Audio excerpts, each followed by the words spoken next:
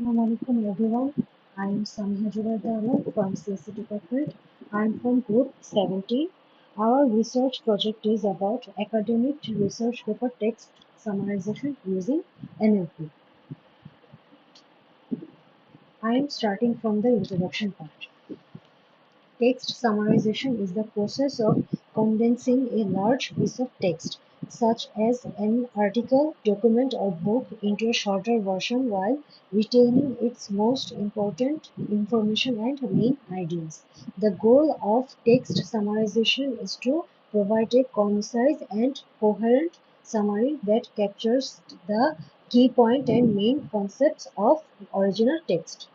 The paper emphasizes the growing need for efficient summarization techniques due to the overwhelming volume of academic research paper available online. It highlights the significance of automatic text summarization, which condense complex documents into concise versions while retaining their essential meaning. Various methods of text summarization, including extractive and abstractive approaches, are discussed, aiming to simplify content for easier consumption. The historical development of automatic text shortening is traced back to the 1960s, with a focus on the importance of text processing steps like tokenization, lowercasing, stop-word removal, stemming, and chunking. The paper delves into the field of natural language processing (NLP) and its role in creating coherent and understandable summaries from extensive academic articles. It discusses NLP methods for summarizing academic papers, including extractive and abstractive summarization. Addressing the challenges of technical language and terminology, it also addresses the challenges of summarizing technical things. Furthermore, the paper introduces an innovative methodology to improve summarization quality by current NLP advancements. It seeks to produce high-quality summaries that maintain the original context and coherence while capturing crucial information. Literature review provides an overview of various approaches and techniques in the field of text summarization. Merchant and Pandey propose automated text summarization for legal judgments using LSA. LSA creates a semantic space for single and multi-document approaches, evaluating the system with a log1 score of about 0.5, indicating an acceptable outcome. Sethi's lexical chains paper presented a technique based on lexical chains to automatically create informative summaries. It employs a scoring method to select essential chains contributing to the summarization process. The paper discusses the distinction between extractive and abstractive summarization, where extractive summarization selects crucial sentences from the source document, and while abstractive summarization generates concise and informative summaries. It also mentions the use of machine translation to generate abstractive summaries, often resulting in more concise and informative summaries compared to the original document.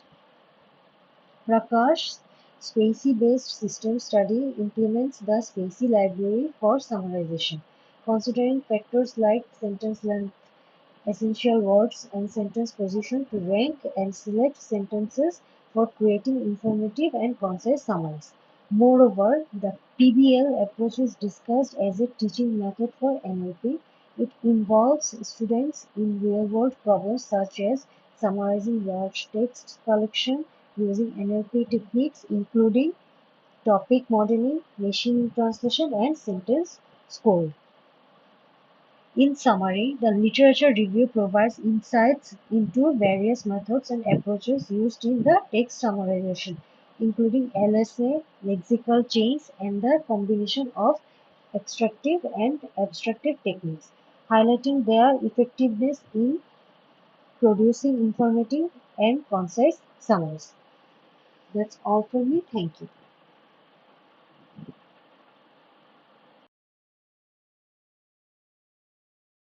Assalamu alaikum everyone. I am Najmul Hassan Oyan. Today I will talk about the methodology part, and from the slide we can see that we have divided the methodology part into the four subsection. First one is importing necessary libraries, second one is data analysis, third one is pre-processing, and fourth one is summarization part. So in our research project, we have used Python as the main language. And in the Python, we have used the libraries like Pandas, NumPy, NLTK, and regular expression as well. And we have used the Pandas library for manipulating the data and loading the data in our notebook. And for the we have used the NumPy for the mathematical operation.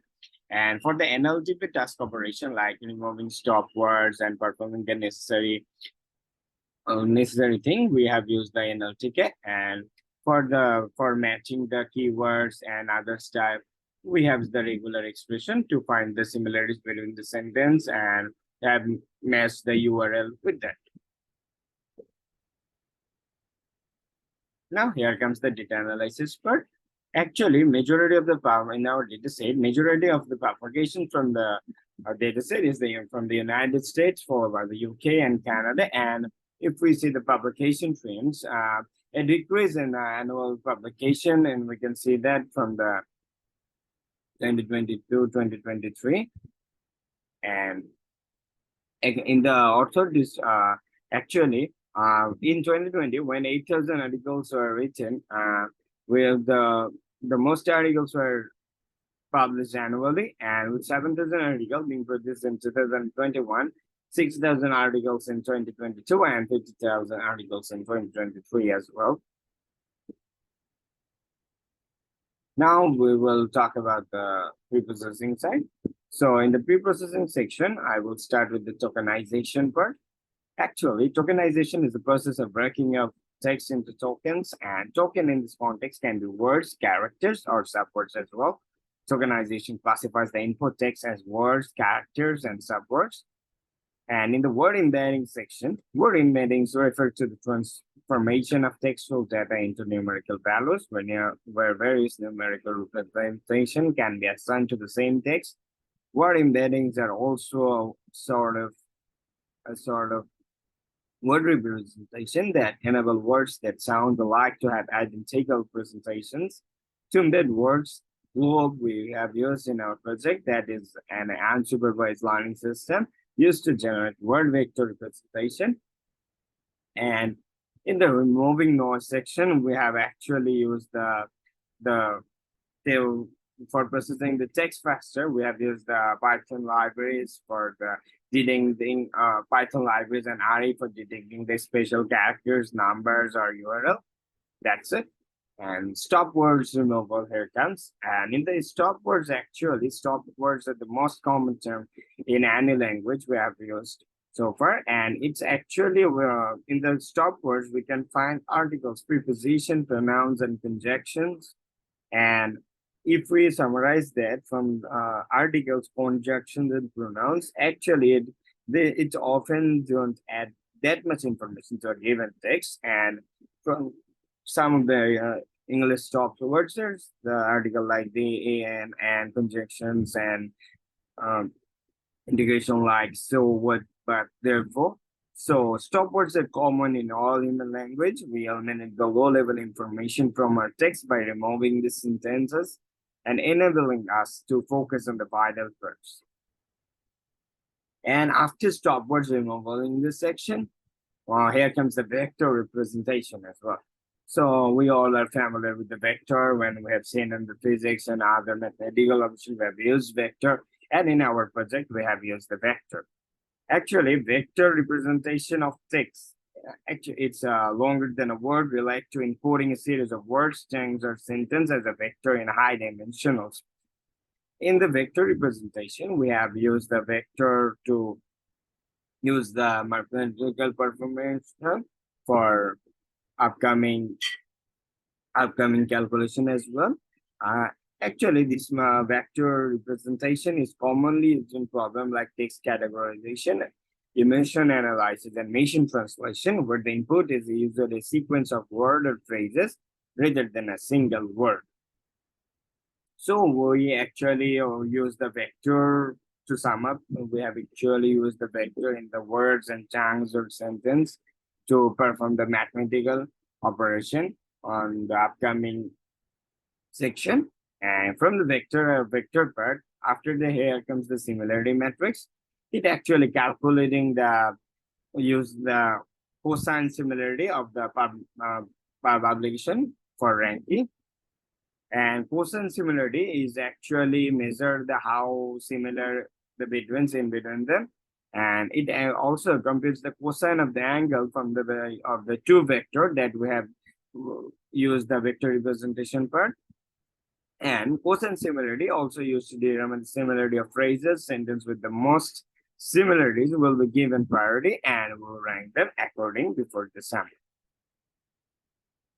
So in the last part, we have to convert our matrix into a graph, and we all are familiar to the graph. In the algorithm part, we have used the several graph operation. And after matrix generation, we will give them the matrix view into the graph view, whereas all the words will be counted as the node, and in the matrix value will works as the edge into the graph. At the end, here comes the summarization part. So our whole summarize after pre-processing, our whole summarization is done by the text rank algorithm.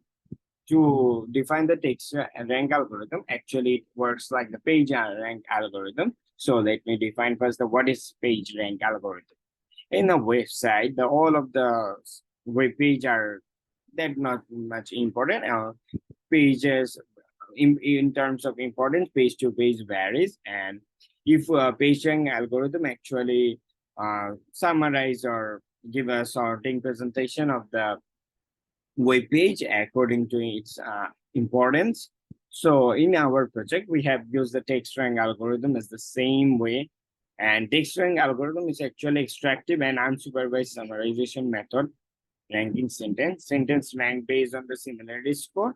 And actually text rank algorithm will give a value to the words, value to the sentence, and after performing the text rank algorithm will sort them ascending to its value, and after the value we will sort them into according to the similarities and sorting the sentence. As a result, the highest rank we will get the highest rank score, and extracting the top sentence among them we will get the exact summary we want.